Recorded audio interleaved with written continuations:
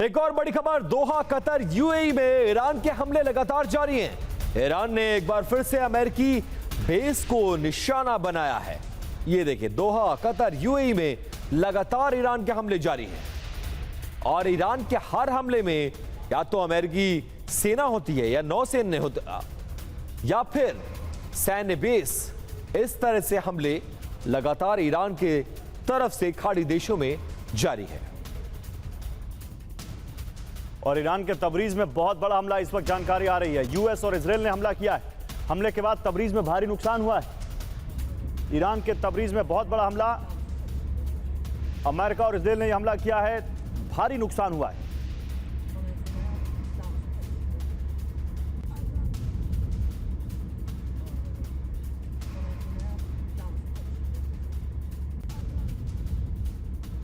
अब अगली बड़ी खबर आपको चौंका सकती है। वर्ल्ड पावर अमेरिका को डिफेंस सिस्टम की वहां पर किल्लत हो गई है। साउथ कोरिया से थार्ड लाने की तैयारी में अमेरिका। साउथ कोरिया से मध्य पूर्व लाने की तैयारी। हिंद महासागर से पैट्रियट सिस्टम वापस बुला लिया है अमेरिका ने। यूएस का दावा कि सुरक्षात्मक तौर पर हम इस सिस्टम को वापस मंगवा रहे हैं और थार्ड की व्यवस्था किसी और देश से करवाने की कोशिश कर रहा है अमेरिका। तो दबाव में अमेरिका और लेजर बम का सहारा है अमेरिका को। देखिए, अब अमेरिका हाईटेक हथियार इस्तेमाल कर रहा है। अमेरिकी नौसेना के जहाजों पर हीलियोस लेजर सिस्टम लगाए गए हैं। लेजर हथियारों से ईरानी ड्रोन रोकने की कोशिश होगी। ईरान के ड्रोन हमलों से तंग हो गया है अमेरिका। सस्ते ड्रोन के चक्कर में करोड़ों की मिसाइल इस्तेमाल कर रहा है। क्या बिल्कुल, एक और बड़ी खबर, तेहरान, कराज और शहरयार में धमाके हो रहे हैं। कराज के कई इलाकों में बिजली गुल हो गई है। पावर सब स्टेशन पर हमले की आशंका व्यक्त की जा रही है। और बेत शमेस में ईरान का विध्वंसक हमला, समय रहते इजराइल ने हमला नाकाम कर दिया। बेत शमेस में ईरान का हमला, बेत शमेस यरूशलेम में पड़ता है, हालांकि समय रहते यह हमला नाकाम कर दिया इजराइल ने।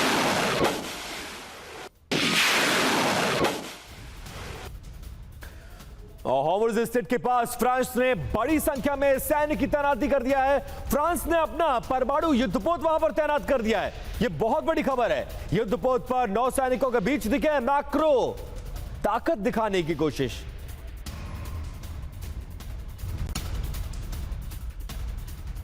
और तेहरान में अमेरिका इजराइल के नए हमले, वायरल वीडियो में जोरदार धमाके, हमलों और विस्फोट की आधिकारिक पुष्टि अभी नहीं।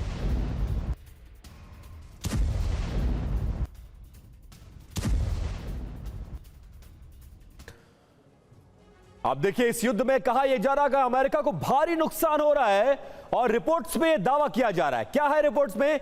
यूएस के 11 MQ-9 रिपर ड्रोन तबाह हो गए हैं और इसके साथ साथ 10 अमेरिकी रडार सिस्टम भी नष्ट हुआ है।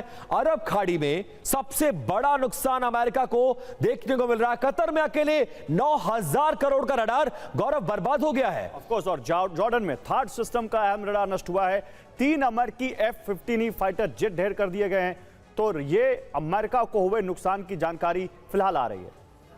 जहां इस बीच एक और बड़ी खबर, अमेरिका से बातचीत पर ईरान ने एक बहुत बड़ा दावा कर दिया है। ईरान का अमेरिका से किसी भी बातचीत से इनकार कर दिया है। ईरान के विदेश मंत्री आरागची का यह बड़ा दावा कि अमेरिका से बातचीत का विकल्प अब हमारी तरफ से पूरी तरह से खत्म हो गया है।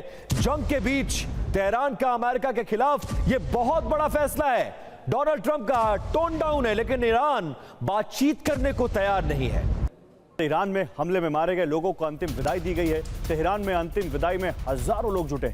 अमेरिका और इजराइल के एयर स्ट्राइक में जो लोग मारे गए उनको विदाई देने के लिए तेहरान में हजारों लोग जुटे हैं। देखिए कैसे अपनों को याद करते हुए, अपनों की तस्वीरों के साथ, फूलों के साथ लोग जुटे तेहरान में।